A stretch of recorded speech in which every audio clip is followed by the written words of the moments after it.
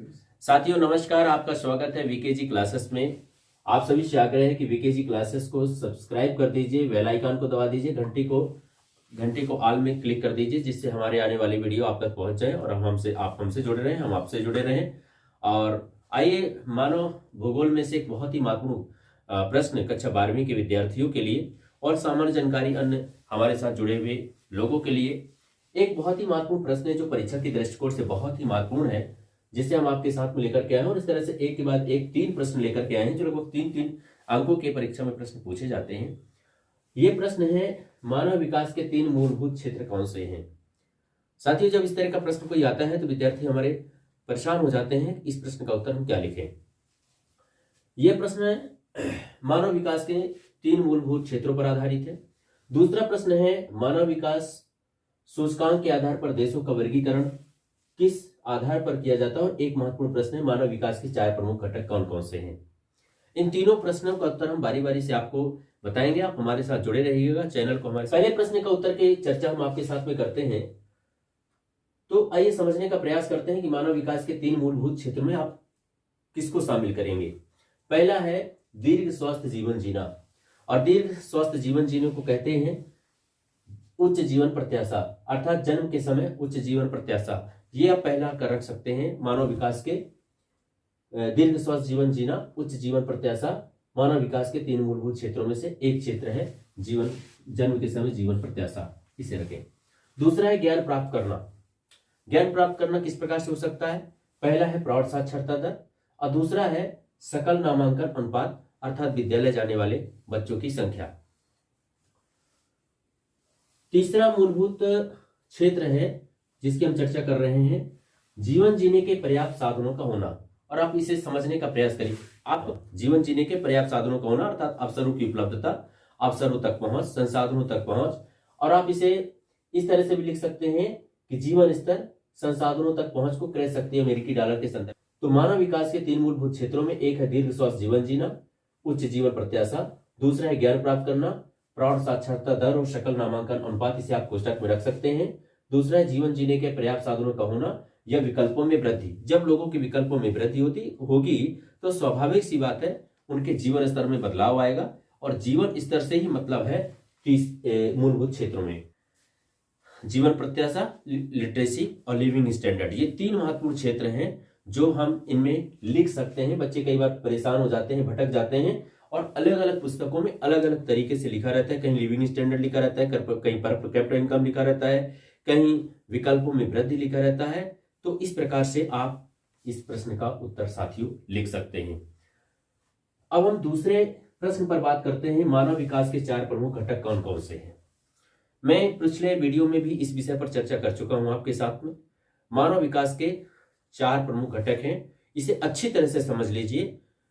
पहला है समता, दूसरा है सतत पोषणीयता, तीसरा है उत्पादकता, और चौथा है सशक्तिकरण।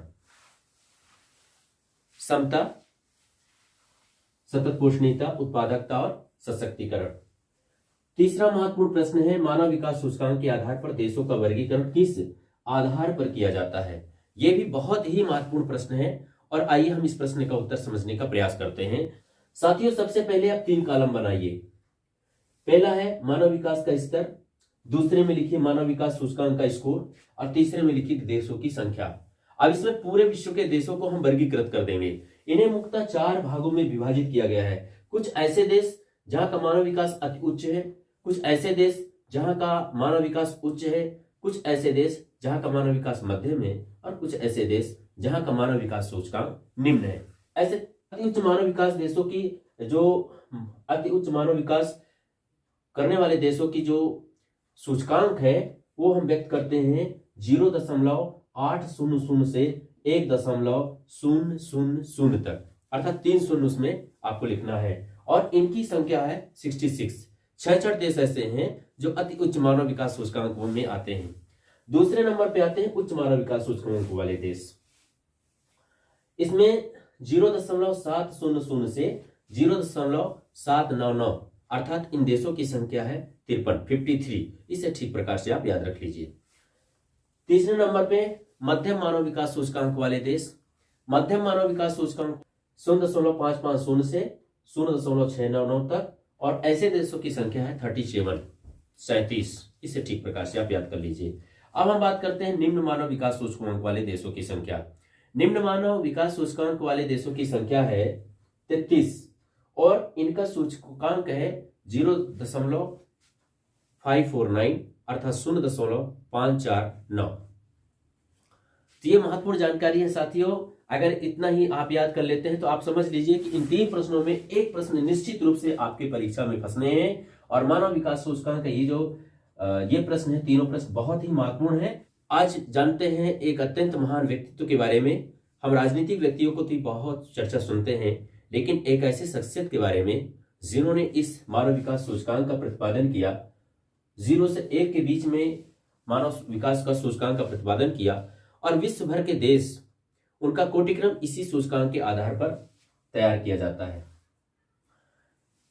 सबसे पहले उस देश के बारे में बात करते हैं जो मानव विकास सूचकांक का प्रकाशन करता है और जिसके आधार पर तय होता है कि कौन सा देश विकसित देश है, कौन देश विकासशील देश की अवस्था में है।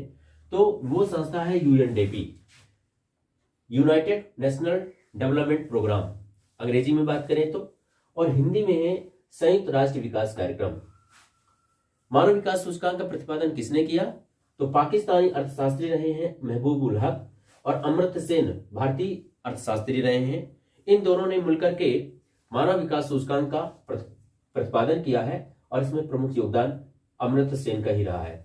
अमर्त्य सेन ऐसे अर्थशास्त्री हैं जिन्हें एशिया का पहला नोबेल पुरस्कार प्राप्त हुआ है, और यह पुरस्कार इन्हें मिला सन 1998 में, और इसके बाद भारत ने भी सन 1999 में इन्हें भारत रत्न से नवाजा।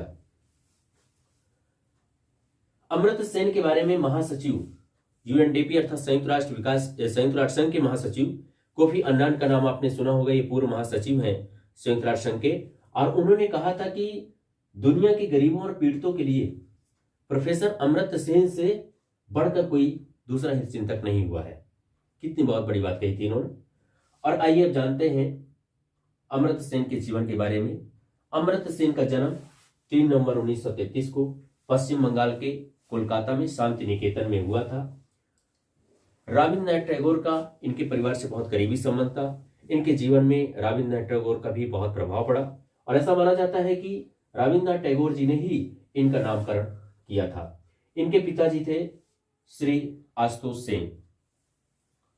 साथियों, इनकी पढ़ाई, स्नातक की जो पढ़ाई हुई जादवपुर में हुई, और इसके बाद स्नाकोत्तर की पढ़ाई सेंट स्टीफन कॉलेज दिल्ली में, यहाँ से इन्होंने स्नाकोत्तर की पढ़ाई, और इसके बाद ये कैम्ब्रिज से अपनी आगे की पढ़ाई प्रारंभ की। 215 शोध पत्र इन्होंने प्रकाशित किया। वापस आकर के 1960 में इनका विवाह हुआ नवनीता के साथ में, और इनकी 2 बेटियां, एक का नाम अंतरा और दूसरे का नाम नंदिता। अंतरा फिल्म निर्देशिका है जो अंतरा पत्रकार है जो भारत में है, और नंदिता फिल्म निर्देशिका है जो अमेरिका में है। महत्वपूर्ण पुस्तकें भी आपने लिखी हैं। एक का नाम है द आइडिया ऑफ जस्टिस, और दूसरी महत्वपूर्ण पुस्तक है development as freedom. Film maker Suman Ghosh ने एक डॉक्यूमेंट्री बनाई, 2 डॉक्यूमेंट्री हालांकि उन्होंने बनाई, और एक डॉक्यूमेंट्री जो उन्होंने बनाई सुमन घोष ने, उसमें नरेंद्र मोदी जी के आलोचक, भारत के प्रधानमंत्री नरेंद्र मोदी के आलोचक के रूप में आपके विचार आए। आपने 2002 के दंगों और कौशिक बसु और कुछ छात्रों के साथ में आप लगभग 1 घंटे की जो बातचीत है उसे एक डॉक्यूमेंट्री के रूप में प्रस्तुत किया गया, जिसे फिल्म मेकर सुमन घोष ने प्रस्तुत किया। और इस तरह से नरेंद्र मोदी के बहुत बड़े आलोचक थे प्रोफेसर अमर्त्य सेन। इस प्रकार से ये महत्वपूर्ण जानकारी है प्रोफेसर अमर्त्य सेन के बारे में भी, उनके विचार के बारे में भी। तो साथियों, मुझे पूरा विश्वास है कि इस पूरे वीडियो को आप देखेंगे, और पूरा विश्वास है कि इसे शेयर भी करेंगे, कमेंट करेंगे, आप अपने विचार साझा करेंगे, हमें बताएंगे कि हम और किस प्रकार से अपने वीडियो में सुधार करें, जिससे कि आप वीडियो ज़्यादा से ज़्यादा आपको पसंद आए और आप इससे अधिक से अधिक लाभ उठा सकें। मैं आप सबसे आग्रह करता हूं कि मेरे चैनल को सब्सक्राइब कर दीजिए। जय हिंद, जय भारत।